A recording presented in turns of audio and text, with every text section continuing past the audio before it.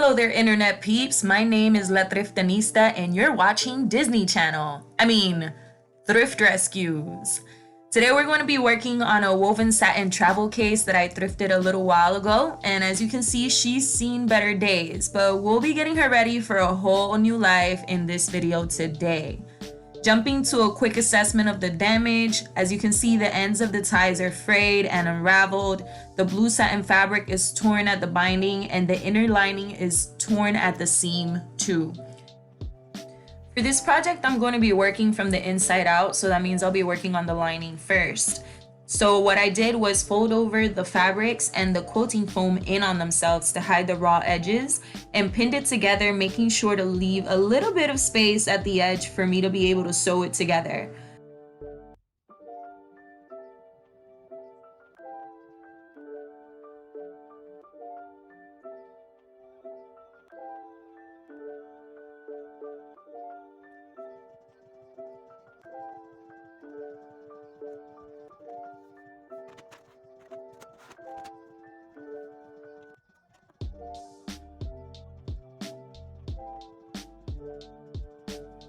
Once I pinned everything down and got my needle threaded, I went ahead and started the sewing process. So here I used the straight stitch, or the running stitch as it's also commonly known.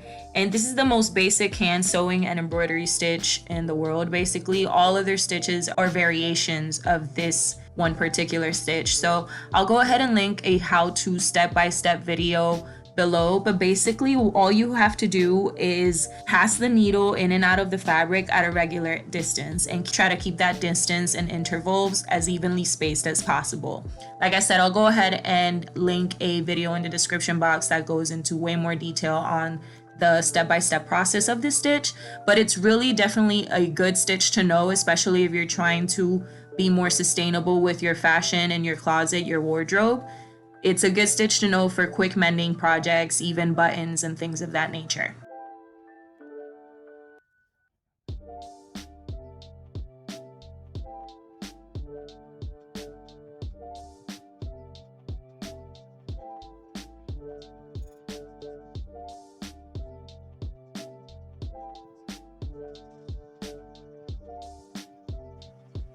I did sew a little bit past where the tear originally was, just to give it a little bit more strength and support. That way it doesn't unravel on me again. But basically, once you have that sewn together and tie it off at the end with your knot, you're all good and done for the next part of the project.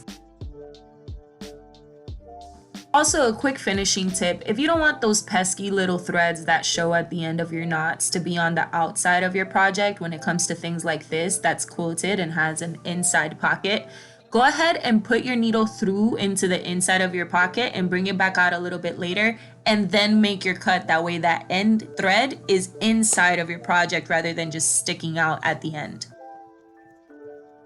Moving on to the second part of this project, which is the actual shell of the travel case. This blue satin fabric is what caught my attention at the thrift store in the first place when I first got it. I actually broke my own thrift roll by not looking for damage before I paid for it, but I figured once I got home I couldn't beat myself up too much because it's really not too hard to fix up. So on this part of the project, what I did was make sure that the fabric didn't keep unraveling. And I did that by using a piercing tool and some fabric fusion, both of which I actually got at Dollar Tree, by the way, to go ahead and try to basically just reconstruct the fabric so that my needle has something to grab onto later when we go to sew. It's important to use a light touch with the glue because you don't want the fabric to get too stiff. And I'm all about efficiency, so in order to speed up the drying process of the glue, I went ahead and busted out my hair dryer. I put it on the highest setting, but without any heat, to make sure that I didn't counteract the drying process of the glue, of course. Once dry, I went ahead and folded the fabric into the cushion binding. I pinned it into place and again made sure to leave some space for me to be able to work with. I went ahead and matched my thread up to my fabric, and I actually had a couple of blue threads to pick from, but I ended up matching with a spool I hadn't gotten to use yet, which is actually really exciting to me. I don't know about you guys, but to me, when I get to use a spool that I haven't gotten to use yet, it's really exciting. You can call me a weirdo if you want, but I know I'm not the only one out there that likes to use new spools of thread. So if you like new spools and you cannot lie, go ahead and leave it down in the comments for me, okay? Now for the shell, I went ahead and I used the ladder stitch, aka the invisible stitch. And again, I will link a how-to step-by-step tutorial of these stitches in the description box below. But I wanted to make sure to bring both fabrics together without having to see any of the threads. Even though I did match my thread to my fabric color, the point is to make it as invisible as possible. So that was the goal, and that's why I used this stitch in particular.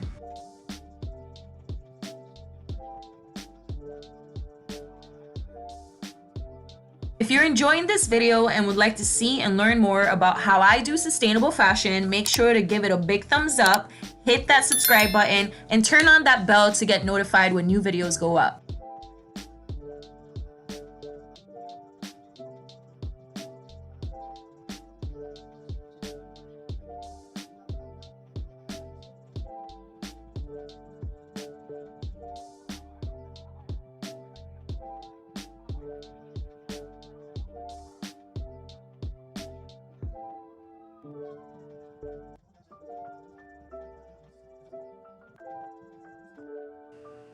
Again, once I reach the end of what I'm sewing and I go ahead and knot off my thread, I pull my needle through into the inside of the bag. I pull it out a little bit further away, and then I scrunch the fabric back on the thread before I make my cut. That way when the fabric goes back to its regular placing, that thread that I just knotted off is on the inside of the bag rather than the outside, and I don't have any pesky threads poking out of the end of my bag.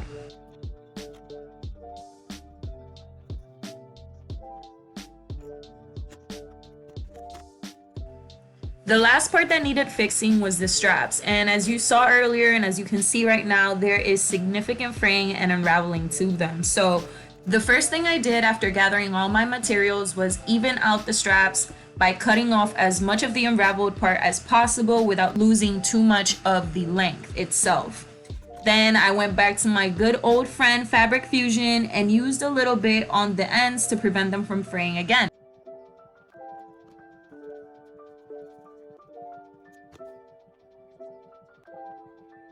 After the glue on the ends of my ties was dry, I went ahead and used my jewelry pliers to secure the little aglets that I found to the ends, which in complete honesty was a lot tougher than I anticipated. So enjoy this quick time lapse of my struggle with these aglets that did not want to cooperate with me.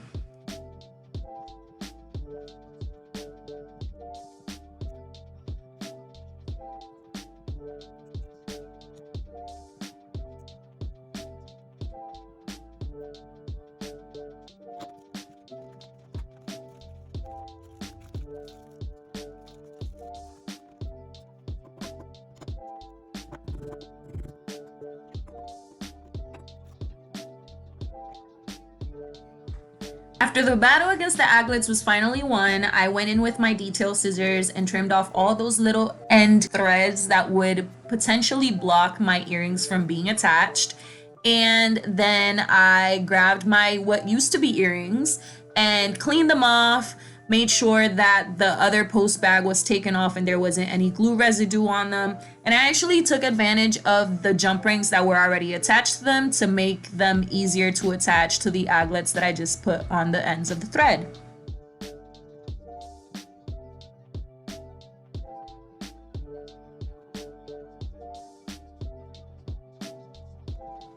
I'm actually really glad that I kept these earrings for a future project like this one because it gives this a little extra detail, a little oomph that it didn't even have in its original state, and it just brings it over the top, which is one of the many reasons why I love repairs.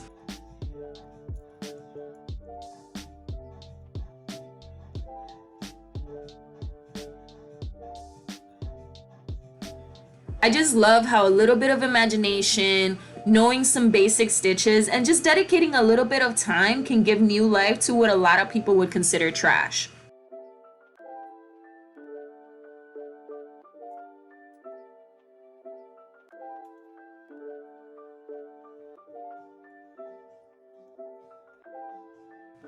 That's it for today, guys. Shout out to you for sticking around till the end of this project. If you enjoyed it and you want to see more, make sure to like and subscribe to the channel. And don't forget to follow me on the socials so that we can be virtual buddies and get to know each other on a more personal basis. See you on the next one, my thrift queens and kings.